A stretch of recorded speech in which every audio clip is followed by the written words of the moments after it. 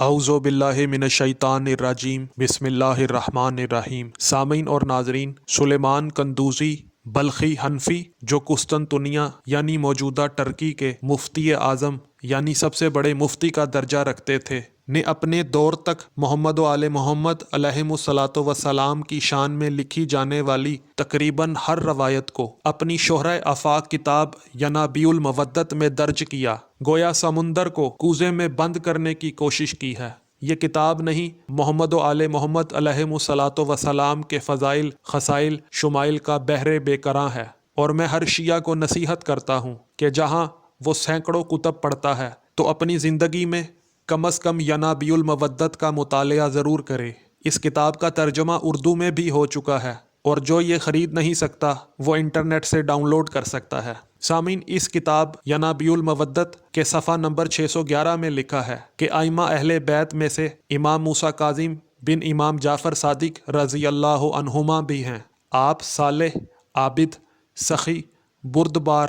بڑی عزت والے اور بہت علم والے تھے۔ آپ کو عبد صالح یعنی نیک بندہ کہا جاتا تھا۔ آپ ہر روز ایک طویل سجدے میں مشغول ہو جاتے جو سورج کے بلند ہونے سے سورج کے زوال تک ہوتا تھا۔ آپ نے ایک ایسے شخص کے پاس تھیلی روانہ کی جو آپ کو اذیت دیتا تھا، اور اس تھیلی میں 1000 دینار موجود تھے۔ مہدی بن منصور، جو اس وقت کا حاکم وقت تھا، نے آپ یعنی امام موسیٰ کاظم علیہ الصلاۃ والسلام کو مدینہ سے بغداد طلب کیا اور آپ کو وہیں قید کر دیا۔ مہدی بن منصور نے خواب میں حضرت علی کرم اللہ وجہہ کو دیکھا، اور آپ یعنی امام علی علیہ الصلاۃ والسلام نے فرمایا کہ اے مہدی، فَهَلْ عَصَيْتُمْ إِن تَوَلَّيْتُمْ أَن تُفْسِدُوا فِي الْأَرْضِ وَتُقَطِّعُوا أَرْحَامَكُمْ۔ سامعین، مولا علی علیہ الصلاۃ والسلام نے مہدی منصور کے سامنے قرآن کی آیت تلاوت کی، جس کا ترجمہ یہ ہے کہ کیا تم لوگوں سے اس کے سوا کچھ اور توقع کی جا سکتی ہے کہ اگر تم الٹے منہ پھر گئے تو زمین میں فساد برپا کرو گے اور آپس میں ایک دوسرے کے گلے کاٹو گے۔ اور سامعین، اسی ینابیع المودت میں لکھا ہے کہ ربی وزیر کا بیان ہے کہ مہدی منصور نے رات کے وقت مجھے حضرت یعنی امام موسیٰ کاظم علیہ الصلاۃ والسلام کی خدمت میں بھیجا۔ میں حضرت امام موسیٰ کاظم علیہ الصلاۃ والسلام کی خدمت میں حاضر ہوا تو آپ اس آیت کو قید خانہ میں تلاوت فرما رہے تھے، اور آپ نہایت خوبصورت آواز والے تھے، تو میں حضرت امام موسیٰ کاظم علیہ الصلاۃ والسلام کو مہدی منصور کے پاس لے گیا۔ اس نے امام موسیٰ کاظم علیہ الصلاۃ والسلام کو اپنے گلے لگا لیا، اپنے پہلو میں بٹھایا اور عرض کی کہ اے ابو الحسن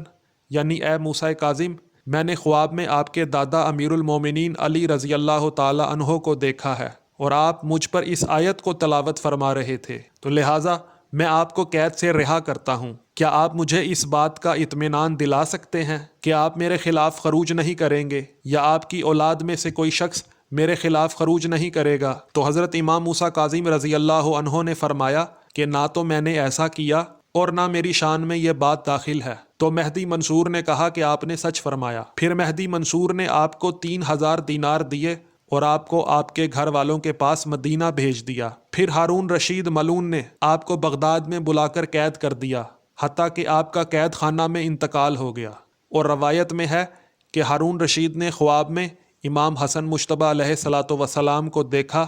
کہ آپ کے ہاتھ میں کوڑا تھا، اور انہوں نے ہارون رشید سے کہا کہ موسیٰ ابن جعفر کو ابھی رہا کر، ورنہ تجھے اس کوڑے سے ذبح کر دوں گا، اور آپ یعنی موسیٰ کاظم کو 30,000 درہم بھی دے دو، اور آپ سے کہا کہ اگر بغداد میں رہنا پسند کرتے ہیں تو یہ آپ کی مرضی پر موقوف ہے،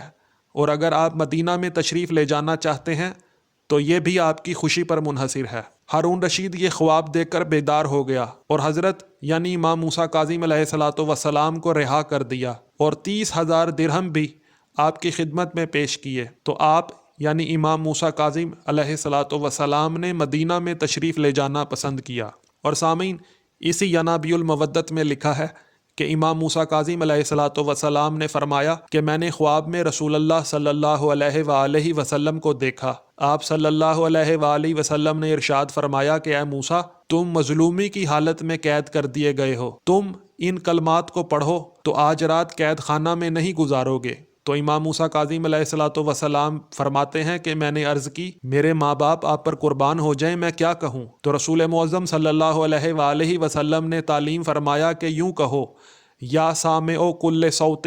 و یا قاسی العظام لحما و منشرحا بعد الموت اسألک باسمائک الحسنی و باسمک العظم الاکبر المخزون المکنون الذی لم یطلع علیہ احدا من المخلوقین یا حلیما ذا عنات لا یعری احدا عن عناتہ و یا ذا المعروف الذی لم ینقطع ابدا ولا یحصی عددا فرج عنی۔ سامعین، سلیمان قندوزی بلخی حنفی لکھتے ہیں کہ اگر یہ روایت صحیح ہے تو پھر آپ یعنی امام موسیٰ کاظم علیہ السلام کو 2 دفعہ قید کیا گیا ہے۔ امام جعفر صادق علیہ الصلوۃ والسلام نے ارشاد فرمایا کہ یہ لوگ میری اولاد ہیں اور یہ ان کے سردار ہیں، یعنی امام جعفر صادق علیہ الصلوۃ والسلام نے اپنے بیٹے موسیٰ کاظم علیہ الصلوۃ والسلام کی طرف اشارہ کر کے ارشاد فرمایا کہ یہ ان کے سردار ہیں، اور یہ بھی ارشاد فرمایا کہ وہ اللہ کے دروازوں میں سے ایک دروازہ ہے، اور اللہ تعالیٰ